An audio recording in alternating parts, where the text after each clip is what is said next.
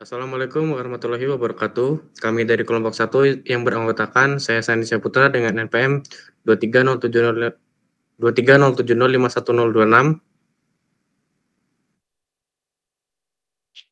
Saya Nisa Nur Fadilah dengan NPM 2377051002. Saya Anggun Safitri dengan NPM 2307051004. Di sini kami akan mempresentasikan mengenai tabel fungsional dan non-fungsional serta use case-nya. Tabel fungsional akan dijelaskan oleh Anggun Safitri dan Anissa Nur Fadilah. Kepada Anggun Safitri dipersilahkan. Baik, di sini saya ingin menjelaskan mengenai tabel kebutuhan fungsional dan non-fungsional. Yang pertama dengan kode F01 yaitu menambahkan, mengedit, dan menghapus data produk dalam sistem. Kode NF011 yaitu sistem harus merespon aksi tambah, edit, hapus produk dalam kurang lebih 2 detik. Selanjutnya yaitu kode F02 yaitu mengelola kategori produk atau menambahkan, mengubah, dan menghapus kategori. Dan kode NF021 yaitu kategori tidak dapat dihapus jika masih terkait dengan produk aktif. Yang ketiga F03 memperbarui jumlah stok produk setelah restock. Dan kode NF031 perubahan stok harus langsung tercermin di sistem secara real time.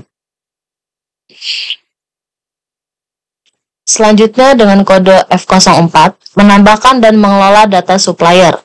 Dan kode NF041 data supplier harus terenkripsi dan tidak dapat diakses oleh kasir.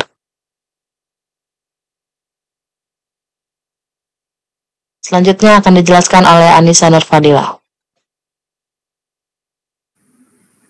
Selanjutnya untuk fungsional kode F05 di mana ini menambahkan, menghapus, dan mengelola akun kasir, dan fungsional non-fungsionalnya NF051 di mana hanya admin yang mengatur akses ke fitur dan setiap perubahan harus dicatat atau log. Di mana untuk fungsional F06 melihat laporan penjualan berdasarkan periode tertentu. Non-fungsionalnya NF061 di mana laporan ditampilkan dalam kurang dari sama dengan 3 detik dan dapat diekspor ke PDF atau Excel. Fungsional F07 di mana melihat laporan stok produk secara keseluruhan. Selanjutnya non-fungsionalnya NF071 di mana sistem harus memberi notifikasi otomatis jika stok rendah.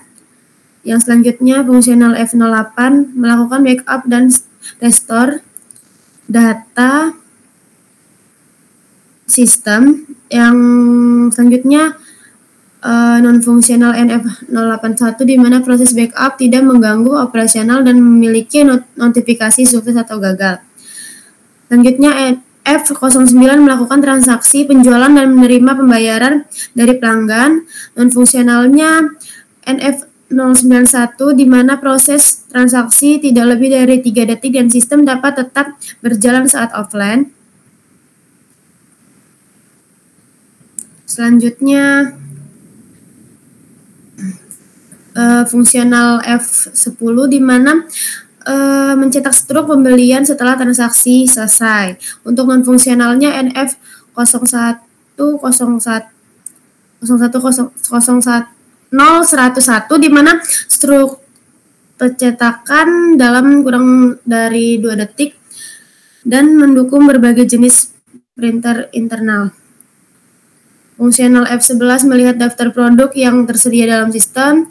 NF0111 di mana pencarian produk tampil dalam kurang dari 2 detik dan antarmuka harus responsif.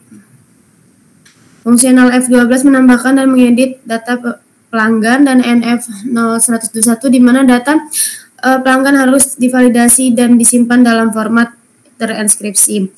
Selanjutnya fungsional F13 di mana melihat histori transaksi yang telah dilakukan sebelumnya. Dan untuk non-fungsionalnya NF0131 di mana histori dapat ditelusuri hingga 1 tahun dan ditampilkan dalam kurang dari 3 detik. Selanjutnya untuk use case akan dijelaskan oleh Sani Saputra.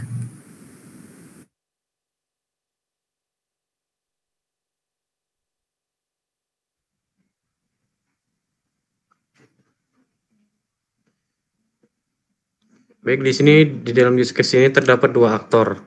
Aktor yang pertama yaitu admin dan kasir. Admin adalah pengguna sistem yang memiliki hak akses penuh untuk mengelola seluruh data dalam sistem, termasuk produk, kategori, stok, supplier, akun kasir, serta melihat laporan penjualan dan backup data. Yang pertama itu mengelola data produk. Admin menambahkan, mengedit, dan menghapus produk yang dijual di toko. Lalu mengelola kategori produk. Menyusun kategori produk agar lebih terorganisir, misalnya skincare, makeup, perawatan wajah, dan lain-lain. Lalu mengelola stok produk, memantau dan memperbarui jumlah stok yang tersedia setelah restock atau penjualan. Lalu mengelola data supplier, menambahkan atau menghapus akun kasir, mencatat informasi supplier yang menyediakan produk untuk toko. Lalu mengelola data kasir, menambah atau menghapus akun kasir yang akan bertugas di sistem. Lalu melihat laporan penjualan, admin mengakses laporan penjualan berdasarkan periode waktu tertentu dan untuk analisis bisnis. Lalu yang selanjutnya itu melihat laporan stok, memeriksa laporan stok untuk memastikan ketersediaan barang. Lalu melakukan backup dan restore data. Mengamankan data sistem dengan backup atau mengembalikan data dari cadangan jika terjadi kesalahan atau kehilangan data. Lalu use case yang untuk kasir. Kasir ini pengguna sistem yang bertugas untuk melakukan transaksi penjualan kepada pelanggan, serta mengelola data pelanggan dan melihat histori transaksi. Yang pertama itu ada melakukan transaksi penjualan. Kasir memproses pembelian pelanggan dengan memilih produk, menghitung total harga, dan menerima pembayaran. Lalu mencetak struk pembelian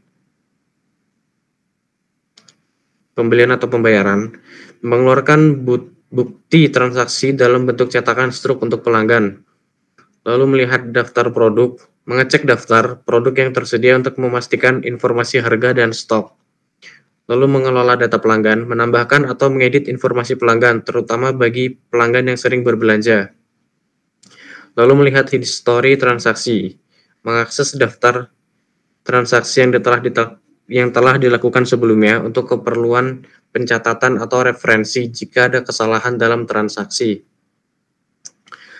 Lalu untuk mengakses semua fitur ini, pengguna ini harus login terlebih dahulu.